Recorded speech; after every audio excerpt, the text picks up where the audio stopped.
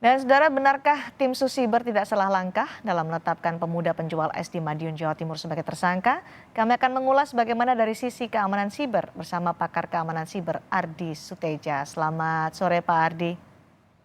Selamat sore, Mbak. Baik Pak Ardi, ada sejumlah perbedaan keterangan antara keluarga dan Polri ketika Agung ditangkap dan kemudian ditetapkan sebagai tersangka hari ini sebagai salah satu orang di balik akun Bjorka. Di antaranya adalah keluarga mengatakan Agung hanya punya satu handphone, tidak tahu sama sekali soal dunia informasi dan teknologi. Tapi kemudian Polri menetapkan sebagai tersangka karena ia disebut sebagai penyedia kanal Telegram Bjorka. Menurut Anda?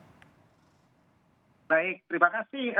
Saya melihatnya ini kan sebuah proses yang sedang berjalan ya.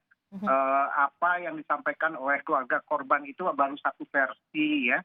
Ada dari penyidik juga versinya berbeda. Nah, ini adalah tugas pendalaman dari penyidik ya, dengan bukti permulaan awal yang mereka miliki.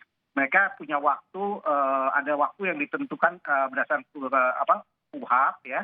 Mereka harus proses penyidikan itu berdasarkan bukti-bukti permulaan yang ada. Nah, apabila keluarga tersangka menyampaikan hal yang kontradiktif, itu saya harus sampaikan itu adalah hak mereka ya.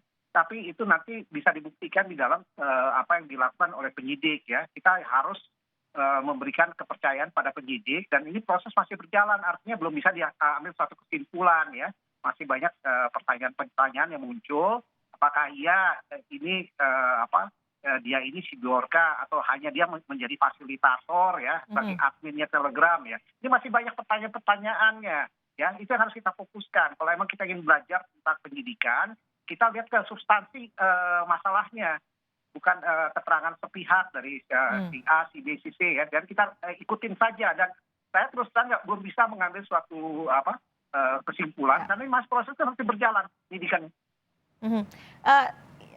Pemuda penjual es di Madiun, Jawa Timur dijadikan tersangka setelah ia disebut menjadi penyedia kanal Telegram Bjorka. Kemudian ia mengunggah 3 unggahan di Telegram yang akhirnya membuat ia ditetapkan sebagai tersangka. Apakah dengan seorang penyedia kanal Telegram Bjorka ini ditangkap dan ditetapkan sebagai tersangka mempermudah Satgas mengejar pelaku utama atau orang di balik akun Bjorka? Saya kira tidak semudah itu ya, karena kalau dia sebagai penyedia artinya dia sebagai admin ya, admin dari grup chat di Telegram ya, artinya dia juga bisa disangkakan melanggar undang-undang ITE ya, karena di dalam ITE itu ada aturan yang mengatur tanggung jawab seorang admin ya, itu ya, kemungkinan seperti itu yang akan dihadapi. Tapi kembali lagi, ini kan saya melihat si Bjorka ini jadi sesuatu yang kayak tokoh gitu ya, yang punya fans di mana-mana gitu ya. Ini mungkin cuma satu kelompok fans saja yang seharusnya tidak terjadi ya, karena lucu juga orang yang melakukan sesuatu yang menghebohkan itu dijadikan tokoh gitu ya. Ini suatu hal fenomena yang menarik sebetulnya buat kita amati. Tapi intinya begini. Saya kira akan memerlukan proses yang cukup panjang ya untuk mengejar siapa sebenarnya atau apa sih si Bjorka ini apa sebetulnya.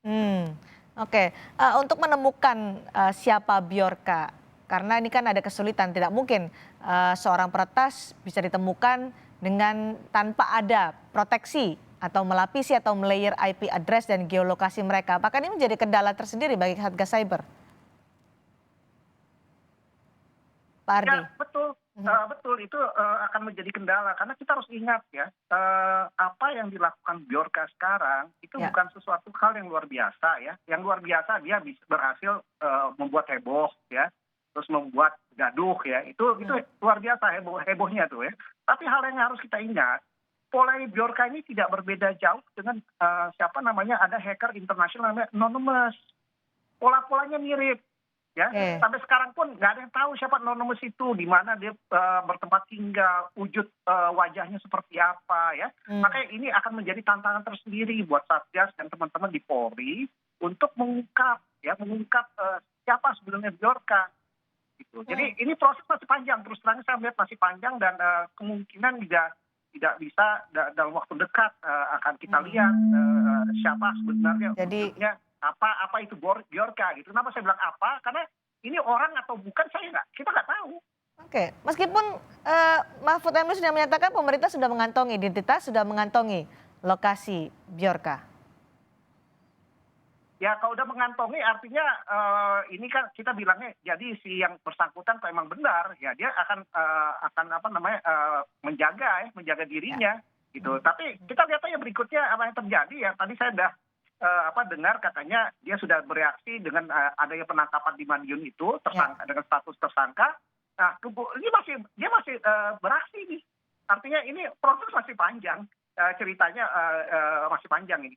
Tidak semudah itu untuk bisa menangkap Bjorka menurut Anda? Betul, betul. Oke. Ada juga informasi bahwa Bjorka sebenarnya hanya broker atau perantara dalam jual beli data. Ada disebutkan juga oleh polisi, ada motifnya juga ada motif ekonomi. Disebutkan Mahfud MD juga menyatakan itu. Bagaimana tanggapan Anda soal ini? Hanya broker? Indikasinya seperti itu ya, tidak mungkin dia meretas dan mengolah data sedemikian banyak ya, apalagi melakukan fabrikasi itu nggak mungkin ya. Artinya dia tidak pelaku tunggal tapi merupakan bagian dari kelompok ya, dan motivasinya bisa macam-macam. Kalau yang saya lihat sekarang yang muncul itu motivasinya juga menyasar tokoh-tokoh tertentu ya.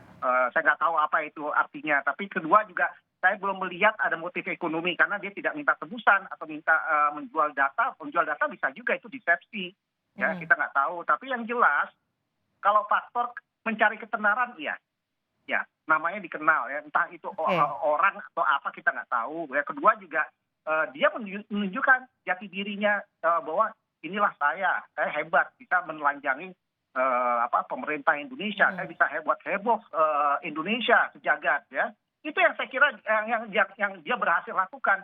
Tapi kembali lagi ini satu hal-hal yang sebetulnya perilaku yang tidak terkunci di dunia maya saat ini.